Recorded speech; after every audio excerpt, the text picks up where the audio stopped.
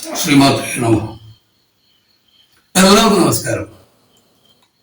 ഇത് കേൾക്കുന്ന എല്ലാവരെയും സാക്ഷാൽ ഈശ്വര അംശമായി കണ്ട് നമസ്കരിക്കുന്നു. കഴിഞ്ഞ ഒരു എപ്പിസോഡില് ഒരു സുഹൃത്തിന്റെ സംശയ നിവാരണത്തിന്റെ ഭാഗമായിട്ട് അഘോര ഗണപതിയെ കുറിച്ച് സംസാരിക്കുകയുണ്ടായി.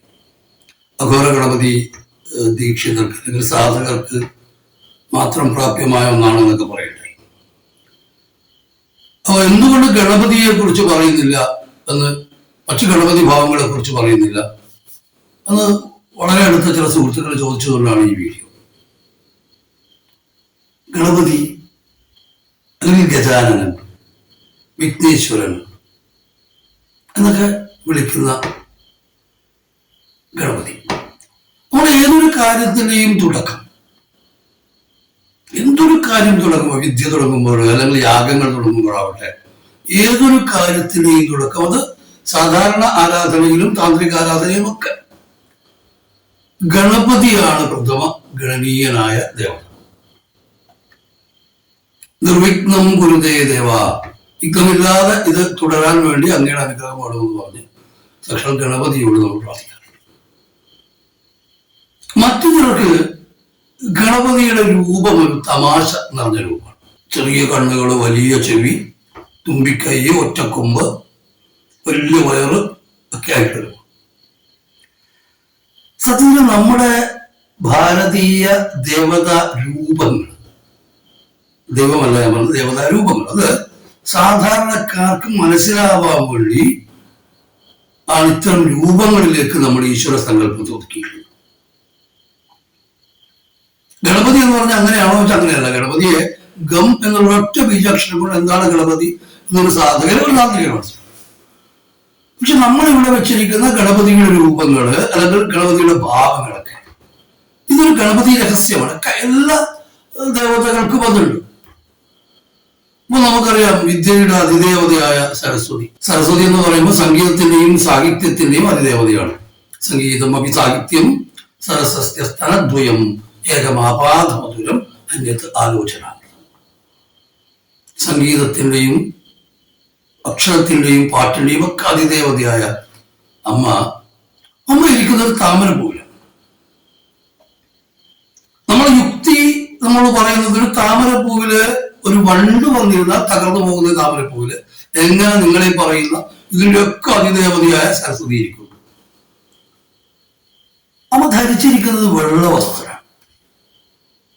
എന്താ വേറെ കളവ് കിട്ടിയില്ലേ എന്നൊരു ചോദ്യം വേണമെങ്കിൽ ചോദിക്കാം.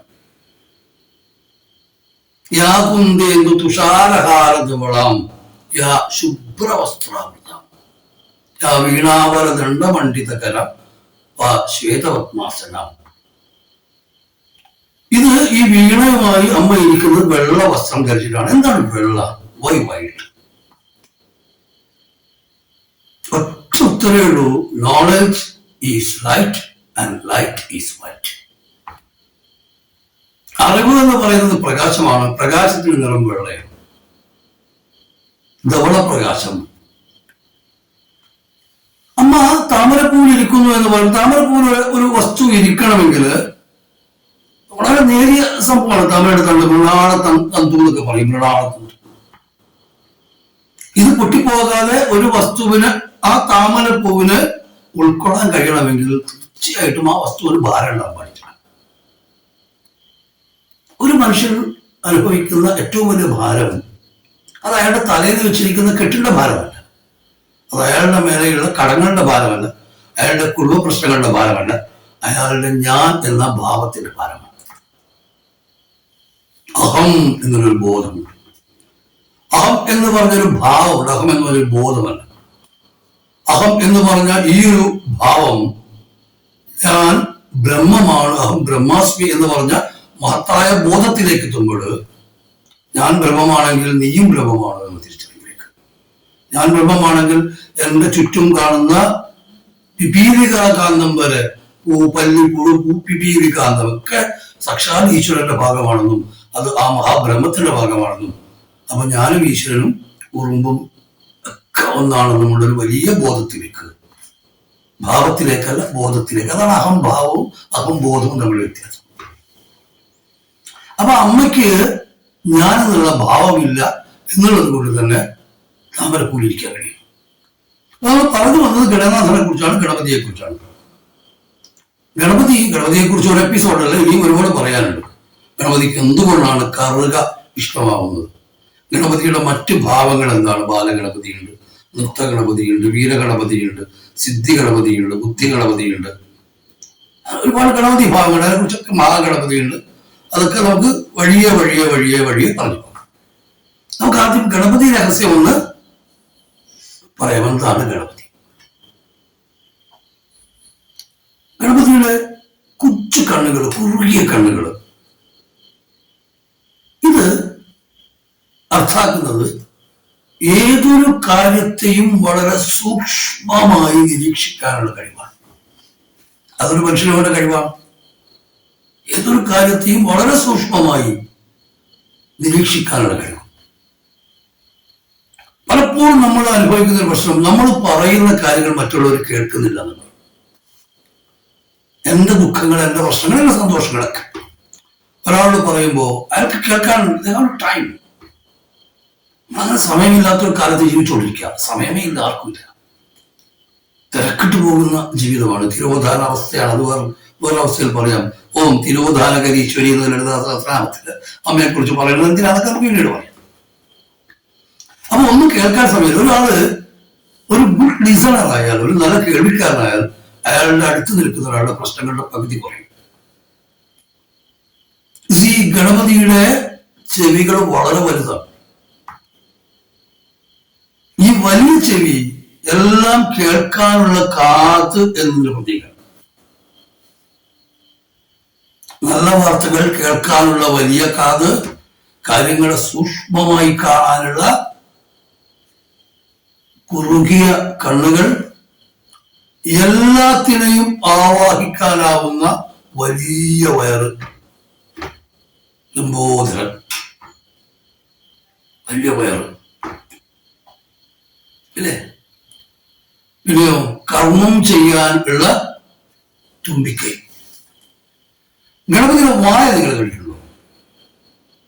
വായ ഹൈഡ് ചെയ്യപ്പെട്ടിട്ടാണ്. തുമ്പിക്കൈ കൊണ്ട് ഹൈഡ് ചെയ്തിട്ടാണ് വായുള്ളത്. വായ നമുക്ക് കാണാൻ പറ്റില്ല. അപ്പൊ എന്താണ് വായ? നമ്മൾ ഒരുപാട് സംസാരിക്കാനുള്ള സാധനമാണ്. ഈ സംസാരം, നേരത്തെ ഒരു പ്രാവശ്യം ഞാൻ ജപത്തെക്കുറിച്ച്, ധ്യാനത്തെക്കുറിച്ച് പറഞ്ഞപ്പോ, ഈ സംസാരം അല്ലെങ്കിൽ ശബ്ദം എന്നുള്ളത് ഒരു നിശബ്ദതയിലേക്ക് പോവുക. അപ്പൊ കാളിമാതാവിന്റെ നാവ് നമ്മൾ പുറത്തേക്ക് ഇട്ടിട്ട് ആണ് നമ്മൾ കാണുക. കാളിയുടെ നാവ് പുറത്തേക്ക് ഇടുന്നത് കാളി നിങ്ങളെ ഭീഷണിപ്പെടുത്താനല്ല. നാവ് പുറത്തേക്കിട്ട് ആർക്കൊന്നും സംസാരിക്കാൻ കഴിയില്ല. കാളി എന്ന് പറയുന്നത് മഹാമൗനമാണ്. അല്ലെങ്കിൽ തന്ത്രകാല ഖേചരി എന്ന് പറയുന്ന മുദ്രയുമായിട്ടൊക്കെ ബന്ധപ്പെടുത്താം. അത് പിന്നീട് സംസാരിക്കാം. അപ്പൊ കുറഞ്ഞ സംസാരം, അതൊരു ഹിഡൻ വായ. ഒരുപാട് കർമ്മങ്ങൾ, തുമ്പിക്കൈകൾ. ഒരുപാട് കേൾക്കാൻ വലിയ ചെവി, സൂക്ഷ്മമായി കാണാൻ കൊച്ചു കണ്ണുകള്, ഏത് പ്രശ്നത്തെയും തൻ്റെതാക്കി മാറ്റാൻ വലിയ വയറ്. പിന്നെ തമാശക്കെല്ലാം വേണം, ഗണപതിയുടെ വാഹനം എലിയാണ്. ഇത്രയും തടിയുള്ള ഒരാൾ എങ്ങനെ എലി പുറത്തിരിക്കും? സത്യം പറഞ്ഞാൽ ഇതൊക്കെ പ്രതീകങ്ങളാണ്. ഇതല്ല ഗണപതി. ഇത് ഗണപതിയെ നമ്മൾ സാധാരണക്കാർക്ക് മനസ്സിലാക്കാൻ വേണ്ടി ഇങ്ങനെയാണ് ഗണപതി. ഇത് സൂചനകളാണ്. അപ്പൊ നമ്മൾ ഈ സൂചനകളിൽ മാത്രം അഭിരമിക്കുകയും ഇതിന്റെ യഥാർത്ഥ സത്ത അല്ലെങ്കിൽ ഇതിന്റെ യഥാർത്ഥ സത്യം അന്വേഷിക്കാതിരിക്കുകയും ചെയ്യുന്നിടത്താണ് നമ്മൾ പരാജയം. ഇപ്പൊ ആ എന്നുള്ള അക്ഷരം നമ്മൾ ഇങ്ങനെ ആണെഴുതുന്നു, ഹിന്ദിയിൽ വേറൊരു രീതിയിൽ ആണെഴുതുന്നു, ഫ്രഞ്ചിൽ ആണെഴുതാം, അറബിക്കിൽ അലിഫ് ആകുന്നുണ്ട്, വിവിധ ഭാഷകളിൽ ആകുന്നുണ്ട്. അവർക്കൊക്കെ ആ രൂപത്തിലാണ്. പക്ഷെ ആ എന്ന് പറയുന്നത് ആ തന്നെയാണ്. ഒരു ഭാഷയിലും എഴുതിയിട്ടില്ലെങ്കിലും ആ സ്റ്റിൽ ആ ഇസ് ദർ. അപ്പൊ ഇത് ഞാൻ പറഞ്ഞത് ഗണപതിയെ കുറിച്ചാണ്. ഗണപതി ഇതിന്റെയൊക്കെ പ്രതീകമാണ്. ഈ എലിയുടെ മുകളിൽ ഇരിക്കുന്ന ഗണപതി. നമുക്കറിയാം, എന്തൊരു പ്രശ്നത്തെയും തുറന്നു പോകാൻ കഴിവുള്ളവനായി. ഈ എലി ഗണപതിയുടെ കയ്യിലാണ്. വേണ്ട, നീ അവിടെ നിൽക്കുക, നീ പോവല്ലേ. എന്റെ അടുത്തേക്ക് വരുന്ന ഭക്തരുടെ പ്രശ്നങ്ങൾ തുറന്ന് നീ പോകണ്ട, നീ ഇവിടെ നിന്നു. ഇനിയും ഒരുപാട് ഞാൻ നേരത്തെ പറഞ്ഞ പോലെ എന്തുകൊണ്ടാണ് കറുക ഗണപതിക്ക്, എന്തിനാണ് മോദകം? ഗണപതിയുടെ കയ്യിൽ മോദകമാണ്. ഈ മോദകം ഒരു അവസ്ഥയാണ്. ഇത് മോദകം എന്ന് പറയുന്നത് ആത്മാനന്ദത്തിന്റെ പരമാനന്ദത്തിന്റെ മധുരകരമായ അവസ്ഥയാണ് മോദകം. നമ്മുടെ കയ്യിൽ ആ മോദകം ഉണ്ട്, നമ്മുടെ കയ്യിൽ ആ മധുരം ഉണ്ട്, തെരുവൂറുന്ന മധുരം നമ്മുടെ കയ്യിലുണ്ടിട്ടും നമ്മൾ അത് കാണാതെ വേറെവിടേക്ക് അന്വേഷിക്കുക. അപ്പോ അതുപോലെ ഒറ്റക്കൊമ്പ് അദ്വൈതത്തിന്റെ പ്രതീകാണ്. ഒന്ന് എടുത്തും പറയുന്നുണ്ടല്ലോ, ഒന്നായ നിർണയിക രണ്ടെന്നു കണ്ടളവിൽ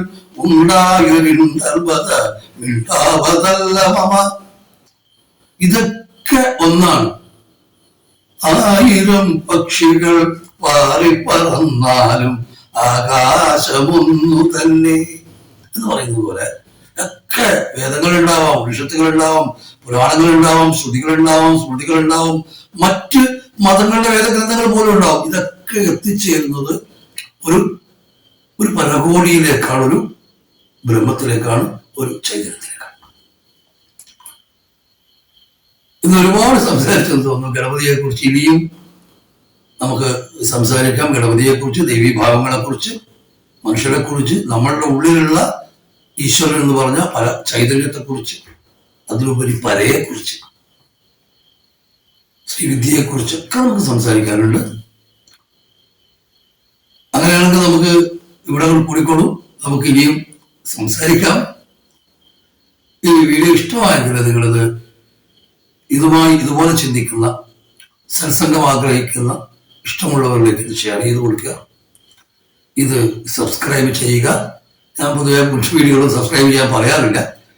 ചില സുഹൃത്തുക്കൾ പറഞ്ഞു ഇത് കേൾക്കാൻ താല്പര്യമുള്ള ഒരുപാട് പേരുണ്ട് എന്നുള്ളത്. അതുകൊണ്ട് തന്നെ സബ്സ്ക്രൈബ് ചെയ്യുക. നമുക്ക് ഇത്തരം നല്ല കാര്യങ്ങളുമായി ഒരു സജ്ജന സംസാരം ഉണ്ടാവാം. അതിൽ ജാതിയില്ല, മതമില്ല, ഒന്നുമില്ല, മനുഷ്യരാവുക. ഒക്കെ എല്ലാവരും ആ പല ചൈതന്യത്തിന്റെ ഭാഗമാണ്, അംശമാണ് എന്ന് വിശ്വസിക്കുന്നു. അതുകൊണ്ട് തന്നെ ഇത് കേൾക്കുന്ന നിങ്ങൾ ഓരോരുത്തരും എനിക്ക് മഹാദേവനാണ്. നിങ്ങളുടെ എല്ലാവരുടെയും കാൽക്കൽ സാഷ്ടാംഗം ഉറച്ച് നമസ്കരിക്കുന്നു. എല്ലാവർക്കും ഈ സകല ലോകത്തിനും നന്മ മാത്രം വരട്ടെ, നന്മ മാത്രം വരട്ടെ, നന്മ മാത്രം വരട്ടെ എന്ന് മാത്രം പ്രാർത്ഥിക്കുന്നു. മഹാദേവ ശ്രീമാത്രേ നമഃ.